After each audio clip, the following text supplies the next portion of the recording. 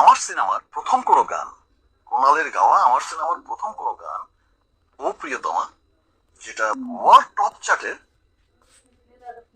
শীর্ষ অবস্থানেই ছিল।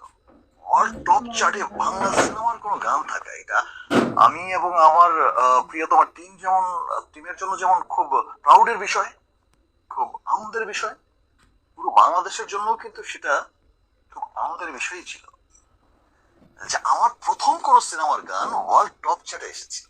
ওর যে ভার্সাটাইলিটি, ও আইটেম সং গাচ্ছে দারুণ, ও রোমান্টিক সং গাচ্ছে দারুণ, সব ধরনের গানে চমৎকার চমৎকার একজন ছিল।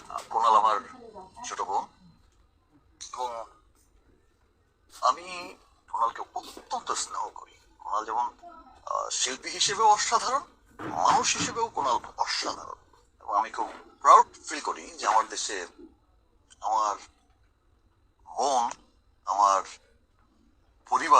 পরিবারের একজন কেউ এত নাম করছে, ভালো কাজ করছে। এবং এই কোনাল তার সঙ্গীত নিয়ে, দেশের মিউজিক ইন্ডাস্ট্রি নিয়ে, মিউজিক নিয়ে ওর যে সাধনা, সবসময় যে লেগে থাকার সাধনা, যে ডে বাই ডে আপডেট করা, সত্যি আমাকে খুব মুগ্ধ করে। এটাই আমি আমি আমি সবসময় পছন্দ করি, আমি নিজেও খুব পছন্দ করি সবসময় আপডেট থাকতে। আমি যখন ওকে দেখি যে ও মিউজিক, দেশের সিনেমার মিউজিক সমস্ত কিছু নিয়ে খুব আপডেট থাকে এবং খুব সাধনা করে বিষয়টাকে নিয়ে, সেটা সত্যি আমার কাছে খুব ভালো লাগে। কোনাল, তোমার প্রতি আমার স্নেহ, মমতা এবং দোয়া সারা জীবনই থাকবে।